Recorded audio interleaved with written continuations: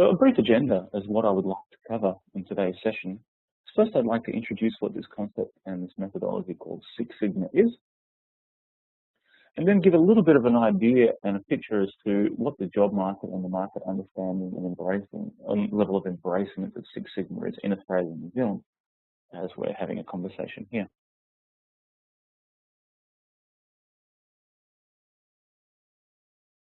Just one second. Before I proceed any further, I'd just like to confirm through chat, is everybody able to hear me clearly?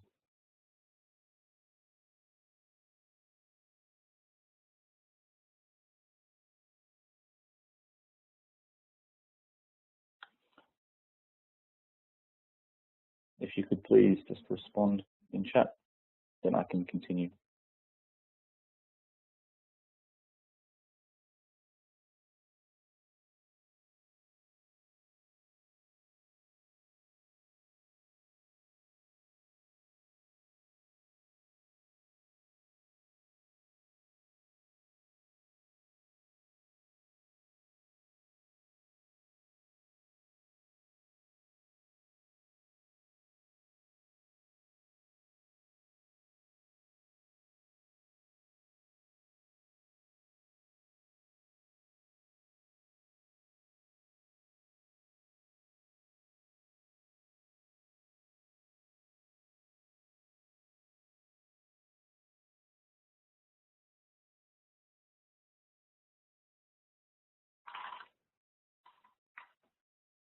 Okay, I think given that some people have, yes, I've been told that everyone can hear.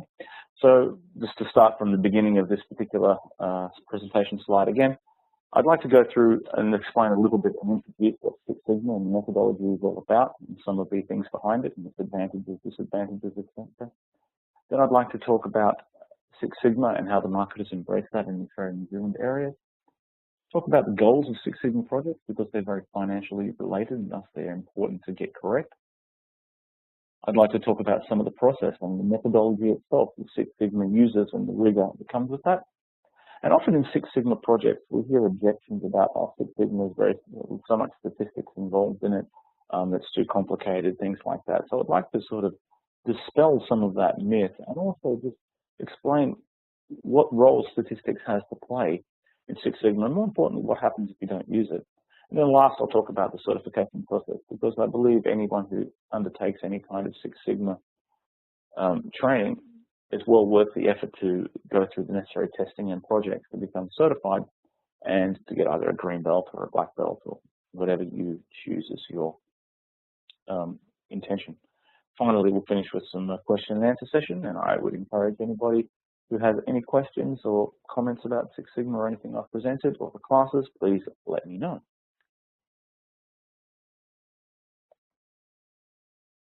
So starting off, what is Six Sigma all about? Really, the best way I describe it is it's a philosophy or a methodology, sometimes religion, but I think that goes too far. It was developed by Motorola, intended to minimize the output variation in any given system or process. Now, what that's really trying to say is anyone who creates something or provides some kind of service needs to minimize the variability and how much change there is according to when compared with the desired state and the desired specification. And the minimization of that variation ultimately becomes a view of good quality and consistent quality, and that's what Six Sigma is all about. Now, it starts off by defining the problem and also the impact of that problem. And what I mean by that, as it defines the problem and impacting the problem, it allows us to say, what's the value of doing or what's the loss as a result of that problem? What's the value or the potential pain of not doing anything about it? And that's why Six Sigma is such an important thing. It also goes into a lot of collecting and then statistically performing some analysis on any data, either historical or measured data related to that problem. So we have a good founding of scientific technique as well. And as I said before, if we can minimize variation, or more importantly, potentially eliminate it through optimization, or at least eliminate it to a point where it's noticeable, then we get to a very consistent long-term state. And that's why Six Sigma exists. And last but not least, once we've made an improvement and we've eliminated variation, it's very, very important to say that if we might be doing okay now, but are we going to continue to do okay and do that well over the next months and years? And so that's, again, another area where statistics comes into Six Sigma, because at that time is when we need to ensure that our improvement has some statistical basis, that it's not just a luck. And just a bit of a factoid for you here. If a company is able to operate consistently at Six Sigma, that means for every million chances they have to get something right, they only get it wrong 3.4 times. That translates to 99.99998% error-free. That's a very good level of quality. Though in reality, many companies don't get even close to that. They get close to 2, 3, or 4 Sigma. And when we look at that a bit later, that's actually quite acceptable in many cases. Some advantages of Six Sigma is, one, it's about continuous improvement. It's not immediate. It's not at point in time improvement. It is continuous. So it's set up in such a way to make sure that any results and any improvements or any changes made are ones that can be long-term, they have long-term sustainability, because the investment of a Six Sigma project is usually quite significant. It also switches the view of quality from an internal focus to what the customer perceives. Now, this was very, very important for GE, one of the biggest Six Sigma embracing companies around the world, where they said that we need to design things, we need to build things, and we need to do things according to what people are going to pay for, as opposed to what we think is good. So it changes the viewpoint from being customer-focused and a customer-oriented and a market-oriented improvement, as opposed to what a subject matter expert or what somebody inside a company thinks is best. It's what the customer demands is best. And the idea is, if the customer demands best or what they want and you can deliver to that, then you have a very good chance to ensure that business remains sustainable over time. Another key advantage of Six Sigma is the rigor that goes into it. There are tools, there are team structures, there are statistics, there's a defined process, a process that you very rarely deviate from. You might actually choose some tools over the others, but you don't really deviate through these gates. And the reason for that is because it forces you to stay disciplined and not get off track. It's quite common in any business improvement project that it's easy to get into preconceived ideas about what a solution might be, or thoughts about and jumping the gun a little bit about what the solution should be. Well, Six Sigma forces you to not do that, and forces you to make sure that any changes or any decisions or solutions that you bring into place as part of your improvement are ones that have gone through a proper validation process along the way. It is not a quick win. It is a very methodical, well thought out and structured approach to getting there.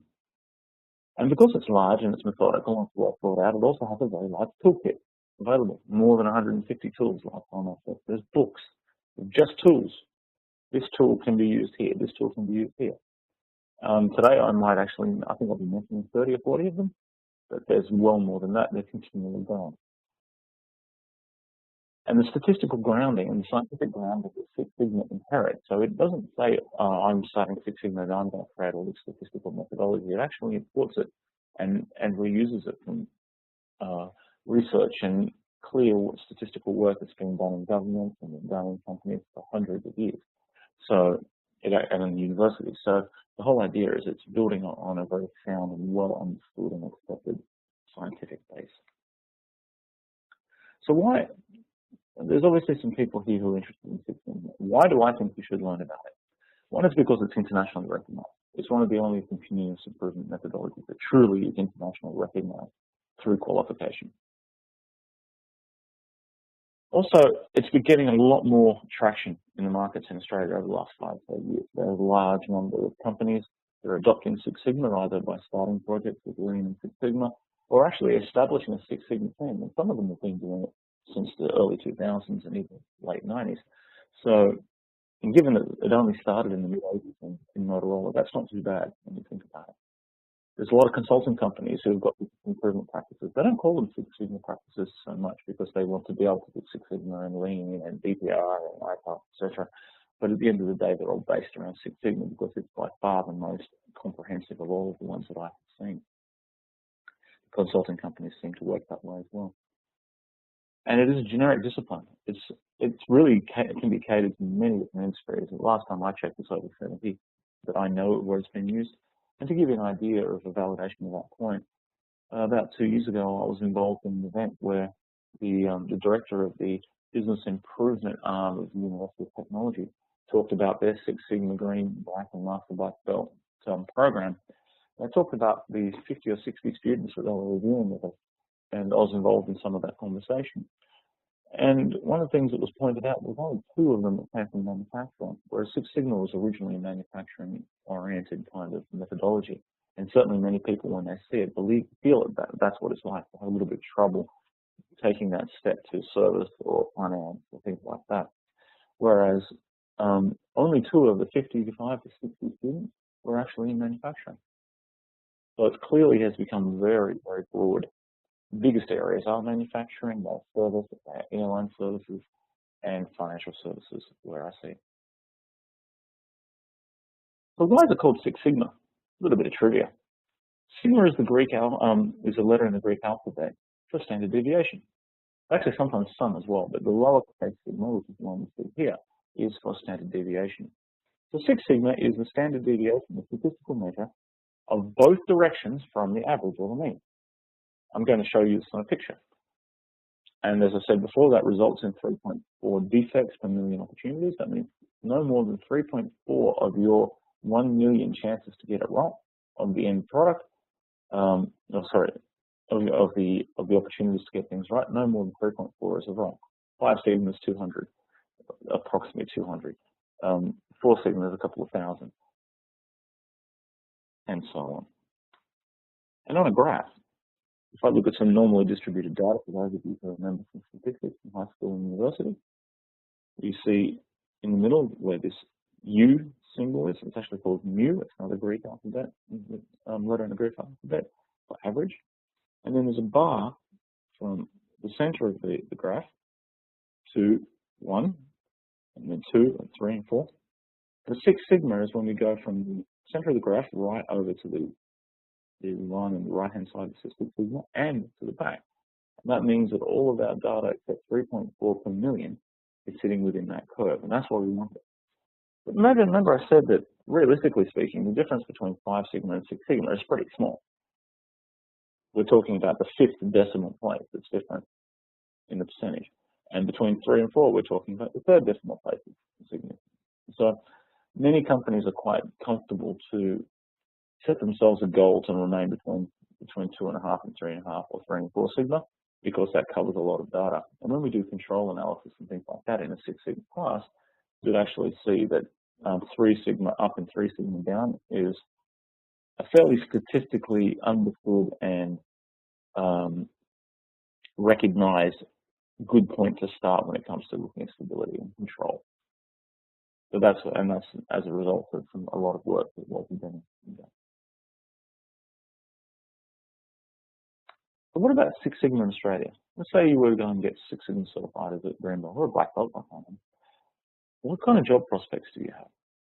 Well, there's a lot of companies that are starting to do this. Here's an example of some. Telstra, very much big in service. Commonwealth Bank in financial services. Banks are always creating new products, always needing to improve it. Honeywell, manufacturing. American Express, financial services. Another bank, ANZ. And the truth is, I just picked a couple because I just looked at some big ones and names that people would be aware of. But there's also multiple government departments. I've trained people from government in Melbourne, trained people from government in Sydney. There's mining companies all over the country that are very big on business improvement. So it is quite a large market now. And as I said, if consulting companies are building practices around that, it's because they can see that there's a market available for it. And to give you an idea, I just did a quick search on Six Sigma Green Belt stuff as a minimum qualification or a desired qualification on the 4th of March, so 2 weeks ago. When I was preparing this, I like to update this with relevant data and recent data. And I found more than 150 that had the indication that green belt was useful. There was also multiple that saying that black belt was required. Now, a black belt runs a project. Green belts participate in the project, so there's always many more green belts than black belts. Typically 1 to 5, sometimes 1 to 10.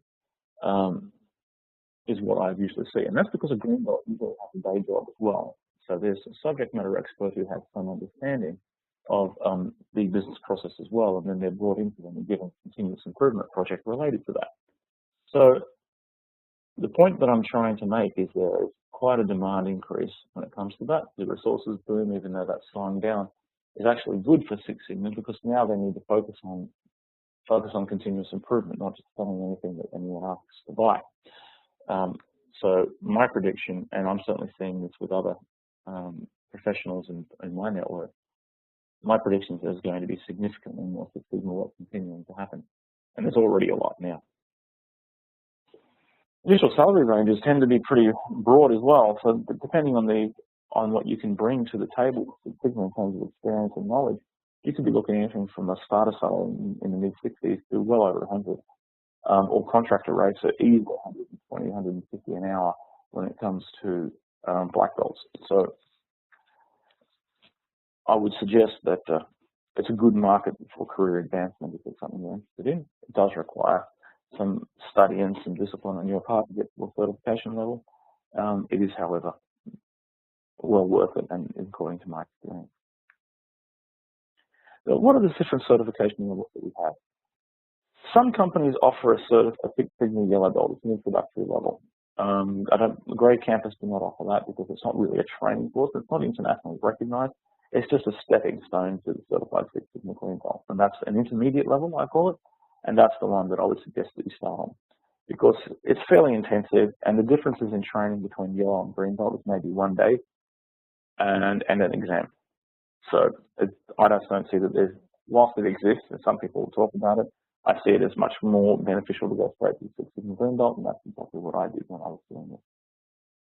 Then you get into the advanced level, because remember I said that the green belts tend to have a day job, so they have functional role and they also have a Six Sigma role in certain projects. Whereas a black belt is a full-time Six Sigma person inside the company. Their job is to run the project, ensure that the methodology is being run the correct way, and to help the green belts and mentor them to get the data necessary for the problem to go ahead. The black belt's job is to not know everything about all the processes they're trying to do. The black belt's job is to know the tool and how to best apply it. And the master black belt is really the highest level. They mentor the black belts as do the black belts mentor the green belts. Typically, there's a lot less master black belts than what there are green belts now in the Australian market. So you'll find that the black belts tend to take on some of the role of the master black belts too when that's needed. So what are the goals of a Six Sigma project?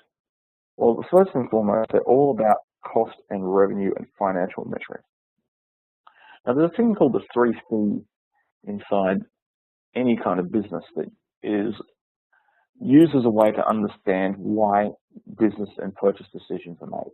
It's either about, or project decisions. It's either about cost reduction, it could be about something related to customers, revenue threats, or revenue increases, or compliance. It's usually one or more of these things, but if it's not, if you can't say that the problem you're talking about is related to cost, related to customers, or related to compliance, with some significant financial implications, then in most cases a big project or a purchase decision isn't going to be made. So it's good for Six Sigma to say that you really shouldn't start unless you can put it in one of these 3 buckets or more than one of these 3 buckets, because the investment of a Six Sigma project is quite significant, and we're talking in the terms of large numbers of months minimum into a few years. That's obviously not cheap. So my point here is to understand, and it's important for everyone to understand, that linking all your goals, financial goals, is very, very important. So how do we do that? How does quality and financial goals link? It's very, very important when you're doing a Six Sigma project to get this clear. First, the quality influences the brand value. The perceived quality of your company also gives you brand value capabilities to understand about your market recognition. The market recognition you have gives you the ability to command greater flexibility in pricing points.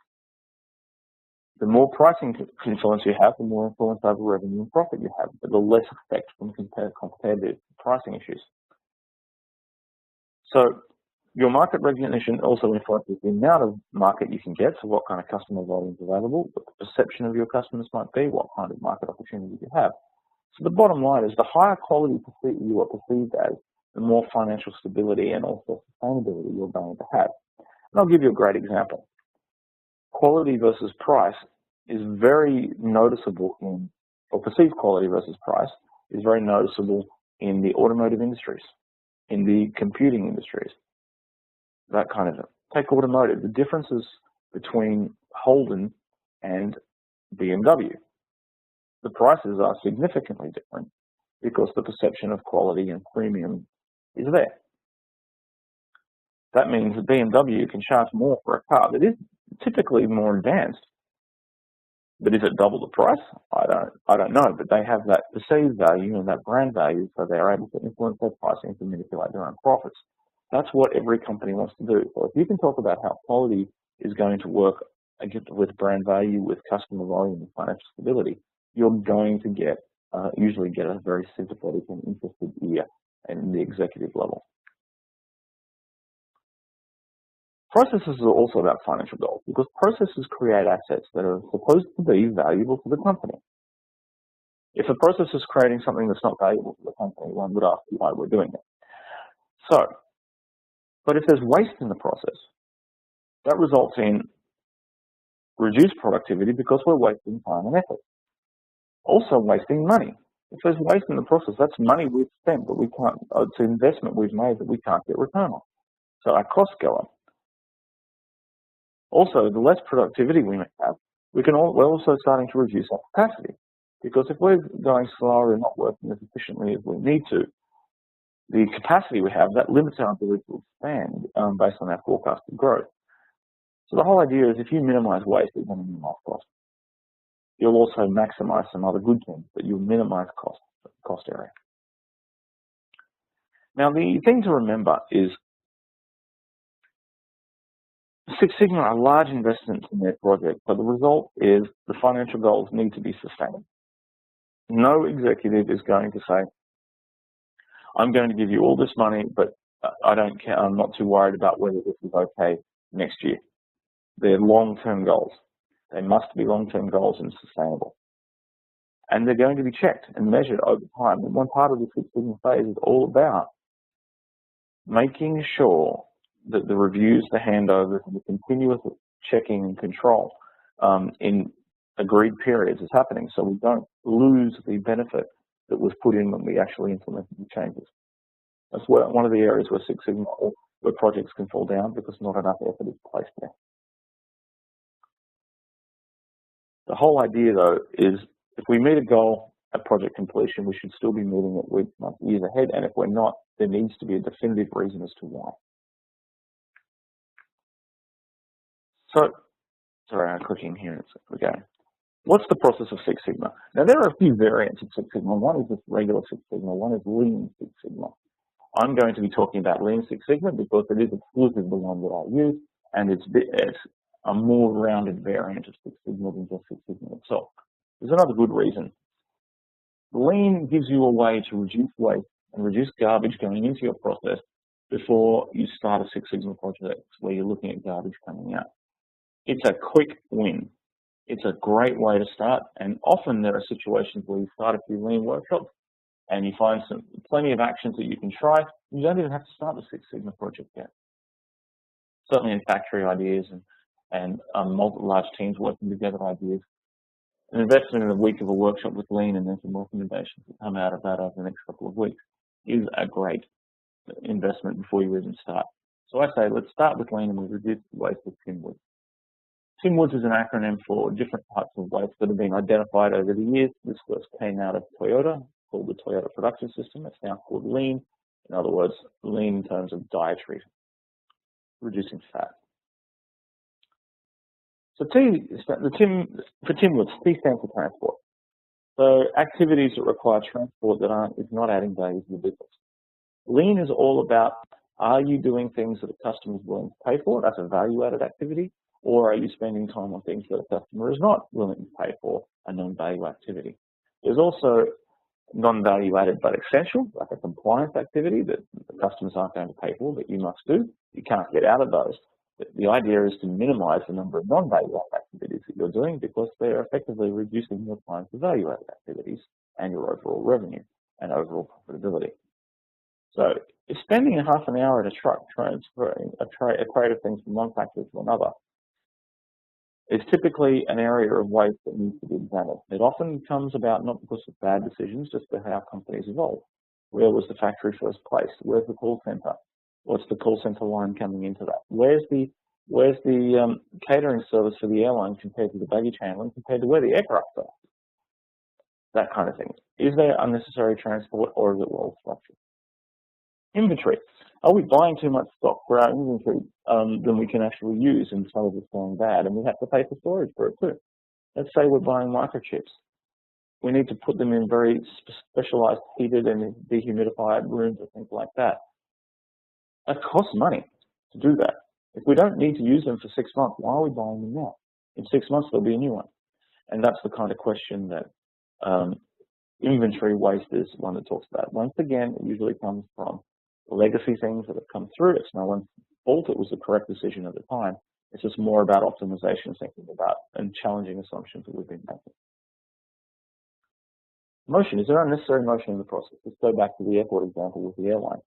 Does the catering car need to drive 5 kilometers to get to the airplane, or can it go and then after that come back to another airplane and things like that? Or is the actual geographic motion and the flow of data within the process itself, is that something that's supportive of the process, or is it something that's actually making the process hard? Often in companies you'll find this particular document needs to get signed by this person on the 4th floor, then has to go up to the 10th floor and then back down and things like that. That is usually resulting in unnecessary effort and time wasting. And we always try to work out the idea to make that better. Are we producing waste through bad calibration of materials or just not using it properly or anything like that? The more waste, the more or the less return on inventory investment we get.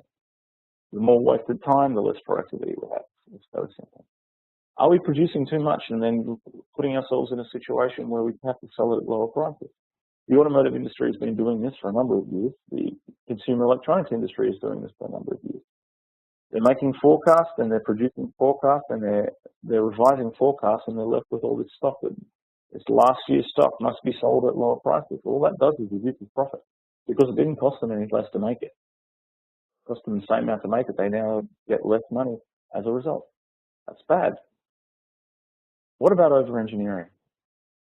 This is a situation that's usually a knee-jerk reaction to a quality problem that happened at some point in time, resulting in a knee-jerk reaction on a process change, resulting in more time being spent checking work than actually doing it.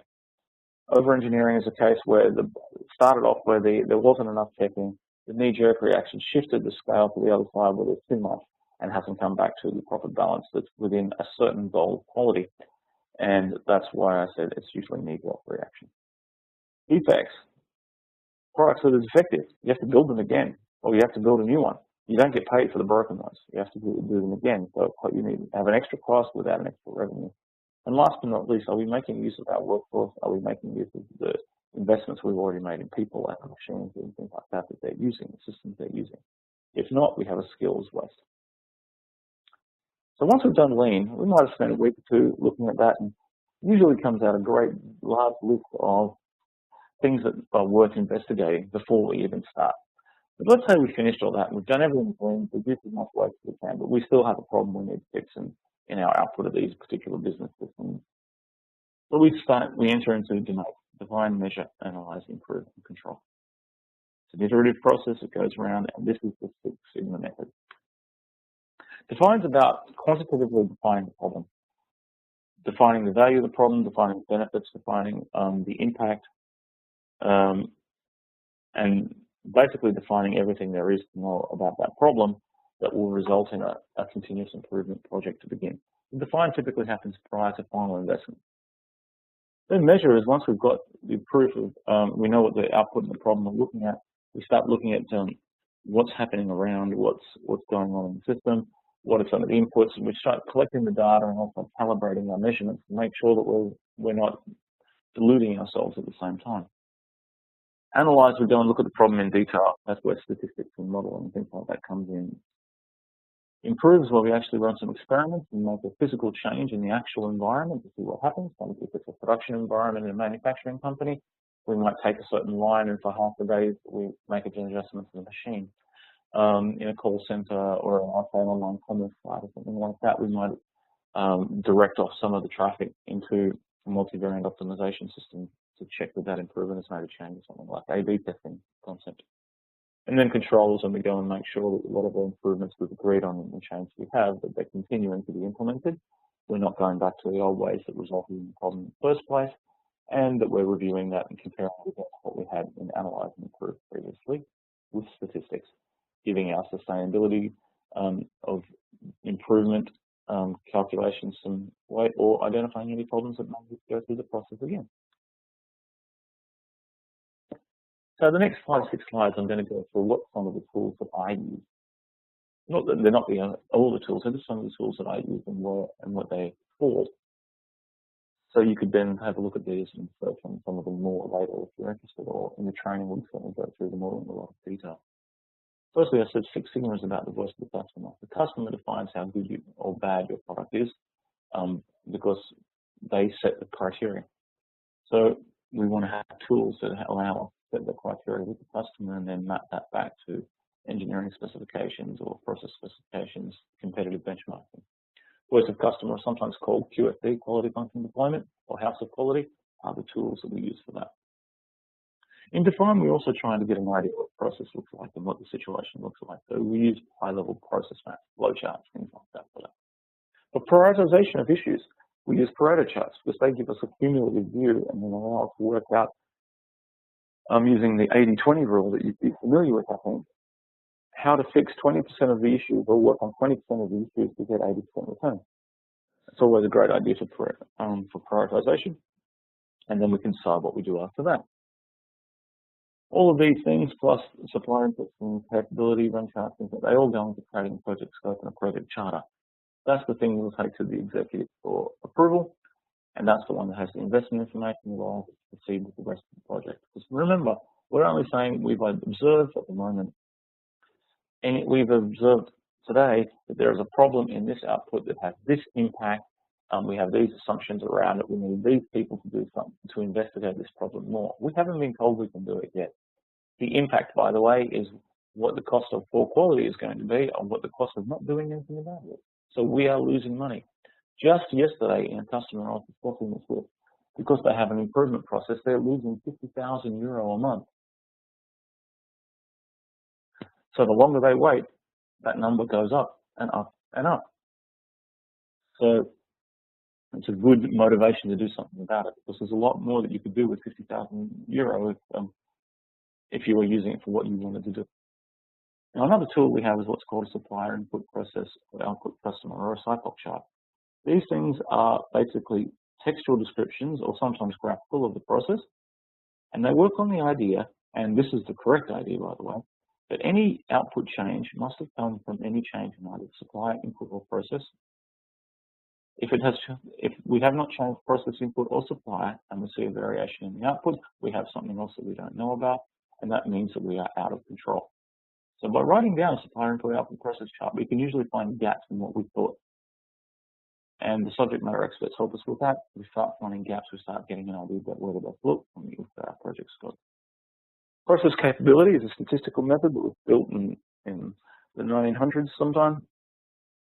It's about saying variation minimization and how well is variation working both at any given instant or or over a sustainable point in time. It's a very, very useful thing to say.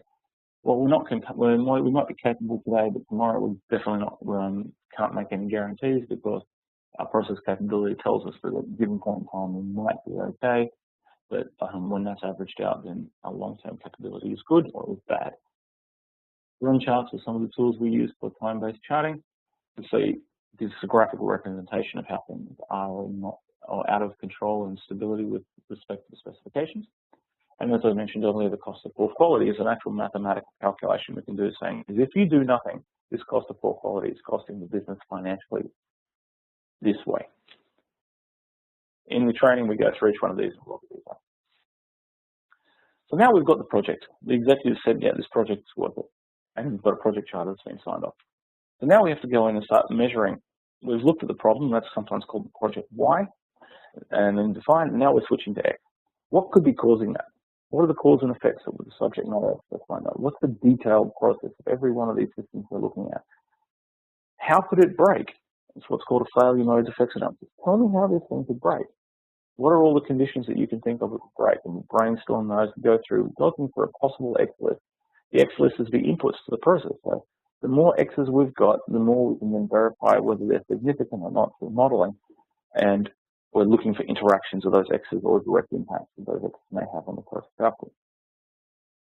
In addition, in measure, we need to understand what kind of data, extra data we're going to collect. We will usually come in and there'll be some kind of historical data because domain is all about processes that exist. We're not designing new processes here, we're saying processes that exist.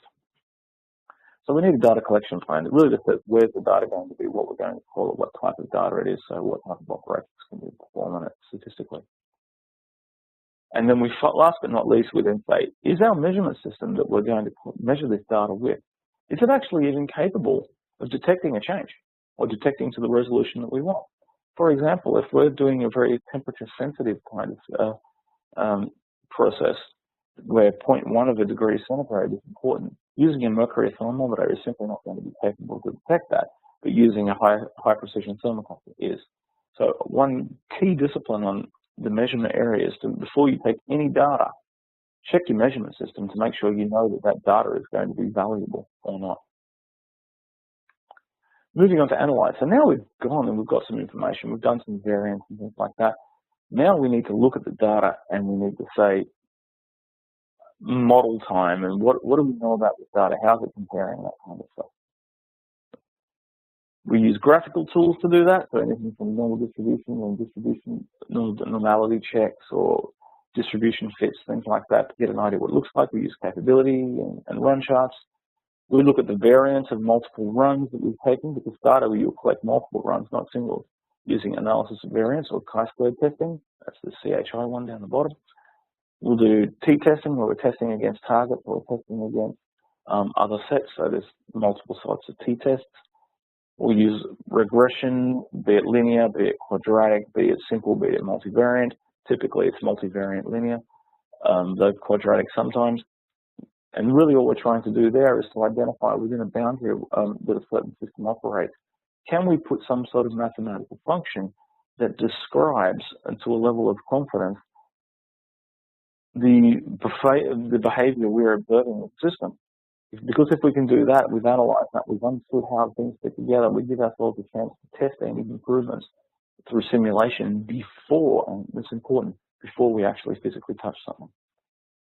Okay, so all of these tools and many more come into analyze. We start looking at the lean tool, saying, okay, now that we've measured the data, have we seen anything else that we can do according to maybe timing-wise?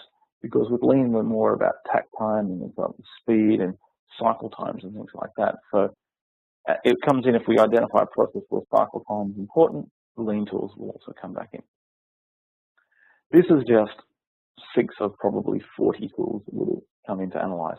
And the reason I do this is all statistically grounded. It's all coming from a statistical basis. None of this is new to Sigma, except lean, but it is well recognized and well understood. And that's also great for you. If you're on a Six Sigma project and you've got a really serious statistical issue to deal with, you can hire a statistician to come in and help with this, because they live and breathe this stuff. So now we've finished analyze, we understand our model, we understand where the variances are, we've had an idea of what significant factors are or not. We go to improve, but we're going to now test this. We're going to go through a process called design of experiment, where we either test every possible combination or combination of inputs and measure the response, or some subset of that we recognize as important versus or more significant compared to other significance through half factorial, or sometimes through we use a screening design to try to confirm some of our suspicions on X's or inputs to the process to work out whether they are in fact significant or not, because the model isn't necessarily helping us there. And then we go and use the same tools that we use to analyze after we do an experiment to verify whether we're seeing differences or not, statistically, not just empirically by looking at data, statistically verifying that there are changes with a confidence level that's typically from 95% and up. Medical is typically 99% and higher. And at the end of this process, which does spend quite a bit of time on this process, we've come up with what we call a confirmed X list. These are what we have confirmed through modeling and through actual physical experiment as being the most important factors or inputs to the process and the relationships they have that we need to manage. That gives results or should be process map, because we may also change the process to confirm that, and also gives us the ability to give a final model that is representative of our system, so later we can compare things against it, and also when we're doing improvements we can try to work on the idea of using modeling without bringing down the factory again, or stop or redirecting traffic in a dangerous or risky way. The other thing that comes out of Improve is the Six Sigma team has actually gone and made this work. Now need to write up the action plans to make the rest of the company make it work. That takes us into control. Control is the one part where it's not done with the proper amount of seriousness and rigor. The improvement is most likely to fall down and have trouble, because it's very easy for people to go back to their own ways when that's what they've been doing for 20 years. So control plans come into place. Control plans dictate basically updates, standard operating procedures, plans to monitor control, agreed review cycles, what the follow-up actions need to be, what the necessary training needs to be, who needs to own what, how it needs to be handed over, what the process and the procedure for doing that is going to be. So control, whilst there's not so many tools written in here, and they're all tools that probably sound like they make sense and are fairly common sense, it is by far just as important as anything else in Six Sigma. So now I've told you 30, 40 tools, and I said there was 150 or more of them earlier. How do you choose them? Well, here's what I do. It may not be what other people do, but here is what I do. I choose a tool based on these four items. The first is, what's the unique information or perspective that tool can provide? Is it going to tell me anything? If not, do I have a reason to use it? Maybe. And that reason might, if it's yes, then I probably want to look at it. Now, if no, I could draw a little flowchart about this if you want. Cross-verification of results that I already have. Do I need to verify something that another tool doesn't? Because a lot of them do actually overlap like that, intentionally. So does it give me cross-verification? Most likely it will, but if it doesn't, it should provide your unique information. So it allows me to work that out. If I've already got cross-verification, maybe I don't need it again. And then the other softer kind of reasons that I use them. If I didn't have Six Sigma training, would I understand this tool? Some yes, some no. A QFT and a voice of customer, most likely yes. A Pareto chart, most likely yes. An FMEA, unlikely. A confirmed X list, absolutely not. A DOE sheet, absolutely not. So, but given that I'm going to have a large number of people who have got no Six Sigma knowledge at all in a big project, because they're the subject matter experts who give me information about failures, who give me information about cause and effect, who give me information about what the process is and how and enjoy the process. Just because they don't know Six Sigma doesn't mean they should be excluded. Their contribution is extremely valuable, actually far more valuable than the black belt, because the black belt doesn't know stuff about the process, intentionally. So I choose tools that is easier for people to understand. If it's a Pareto chart and it's a cumulative one thing where you can immediately draw a line from here to here, they can understand that. That's great.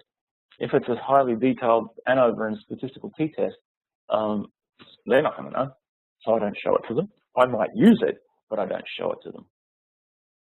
And same about presentability to senior management, because by now we've been spending maybe a year or sometimes 2 years. It could have been a few $100,000 and more. Could be a couple of million depending on the size of the project that we're talking about.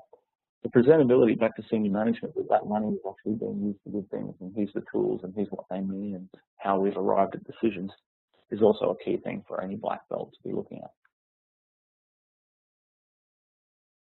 Excuse me. So what about the team structure?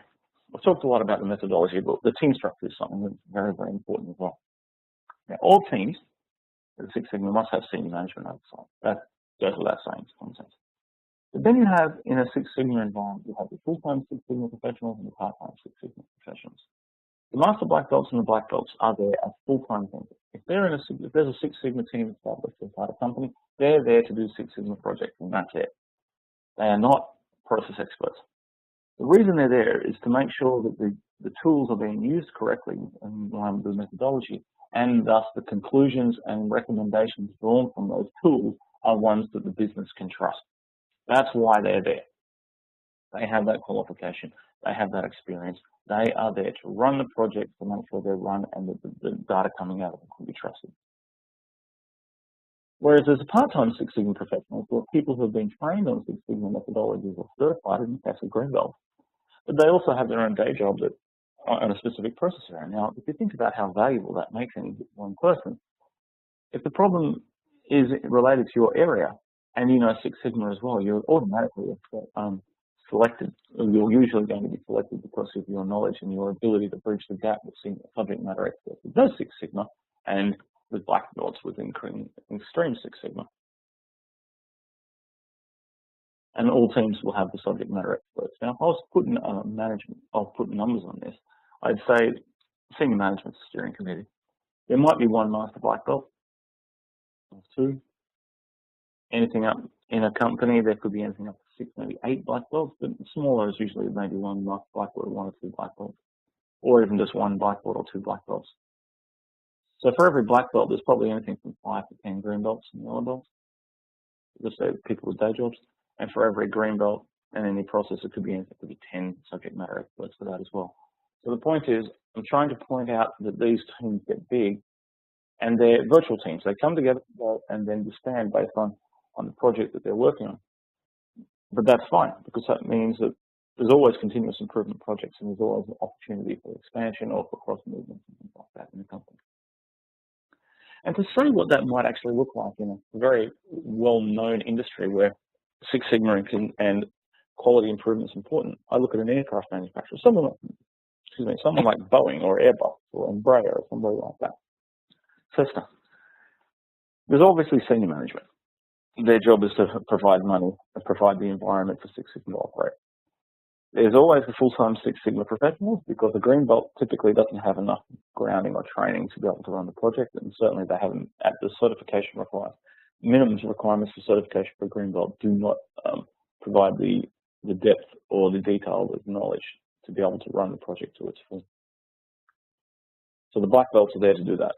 But then there's the green belts. They could be maintenance staff, they could be engineers, or production staff who have some understanding of Six Sigma and know about a given process. But the subject matter experts who know nothing about Six Sigma, but are absolutely important to any kind of aircraft design or producers, maybe a test pilot. They know exactly how to handle that aircraft. They know exactly how to change this lever and what that's going to do. Their views about failure mode effect analysis, about cause and effect, about possible effect, is absolutely crucial to your project. Same with the designers.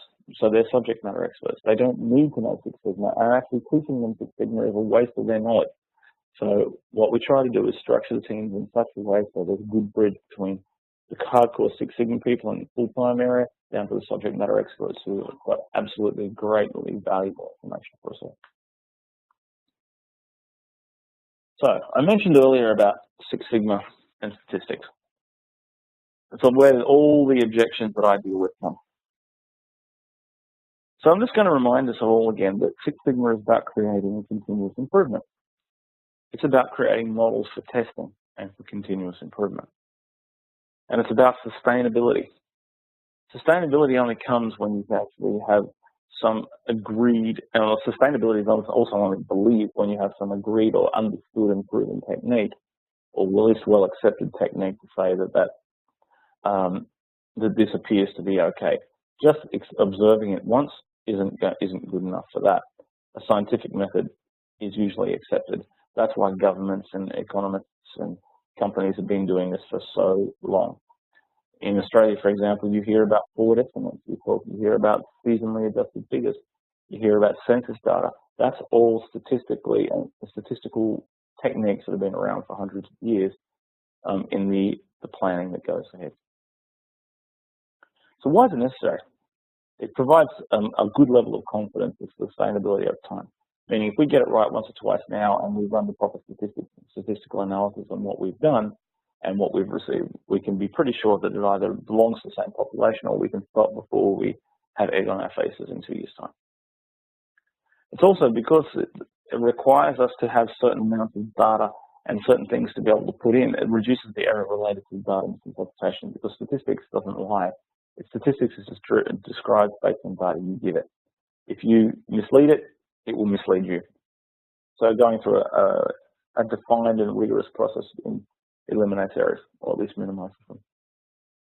And given that it's formally proven technique, there's no reason for us to doubt that it's valid. It's been around for years and much longer than Six Sigma ever will be.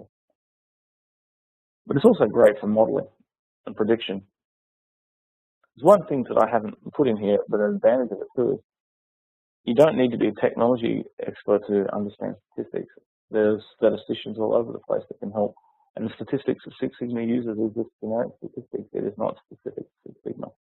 So any one of them could help you day one. What happens if we don't do it? And this is something that I'm asked a lot.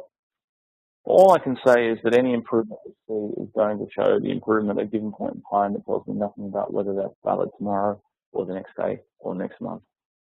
So it's high risk, it's high gamble. I call it flipping a coin, to be honest.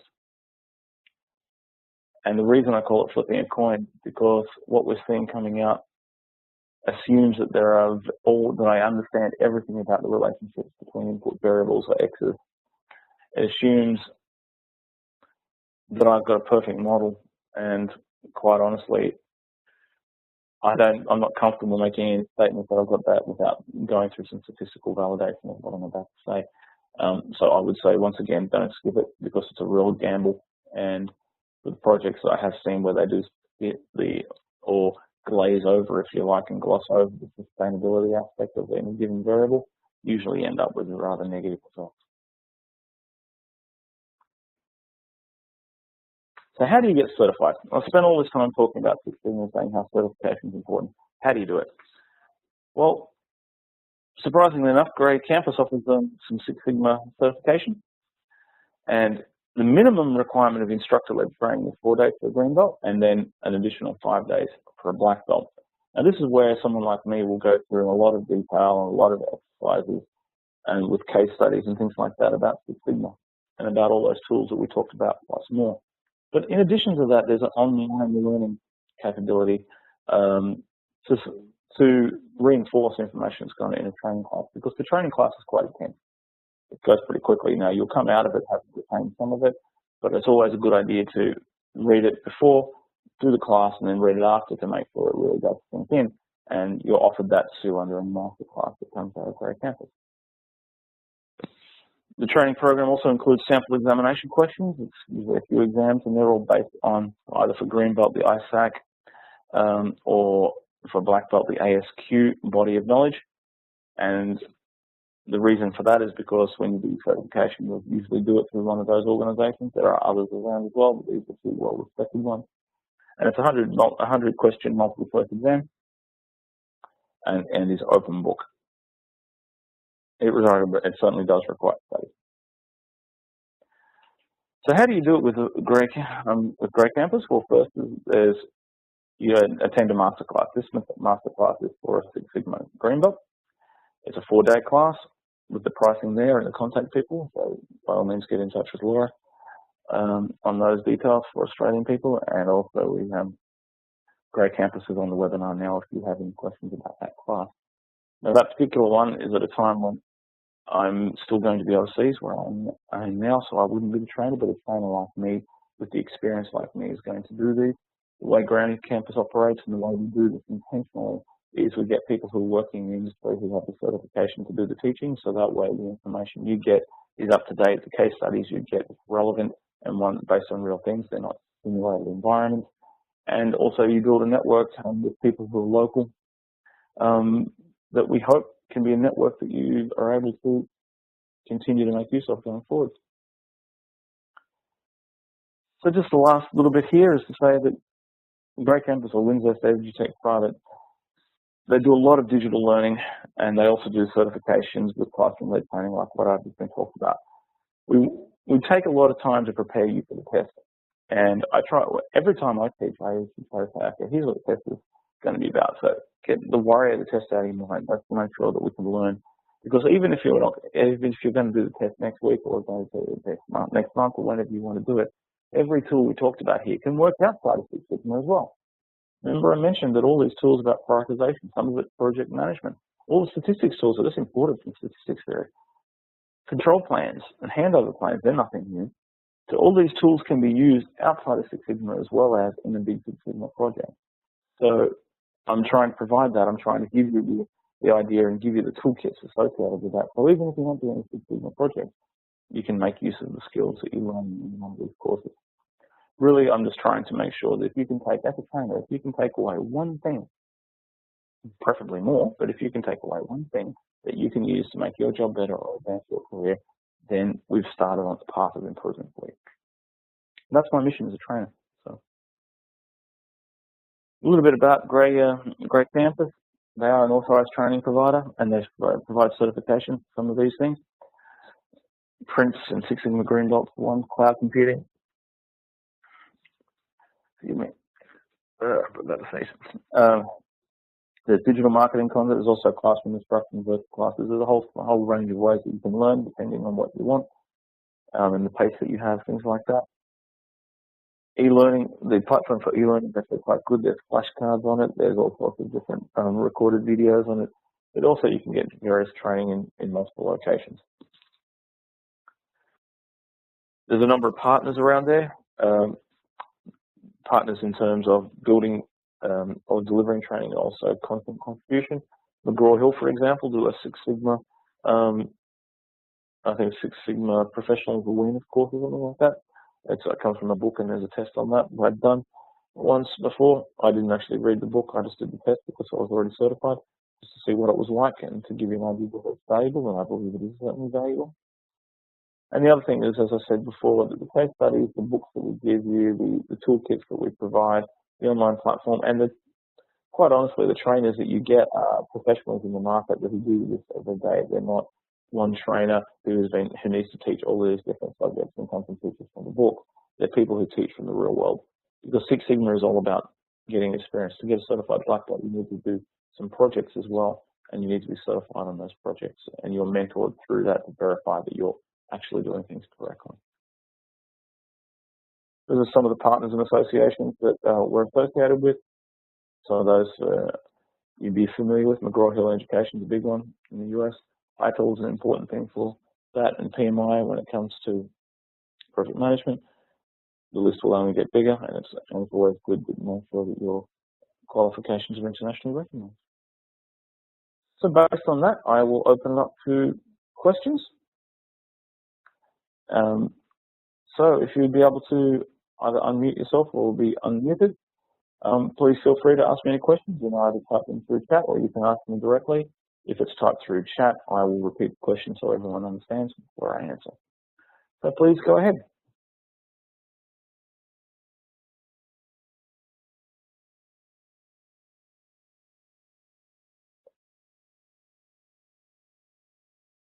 It's a question and answer session. Does anyone have got any questions?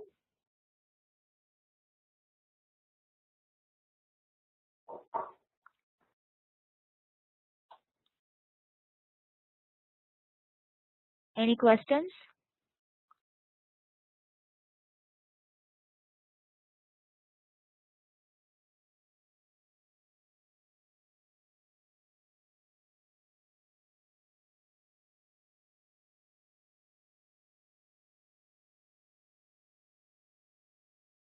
All right. It seems like we've got no questions.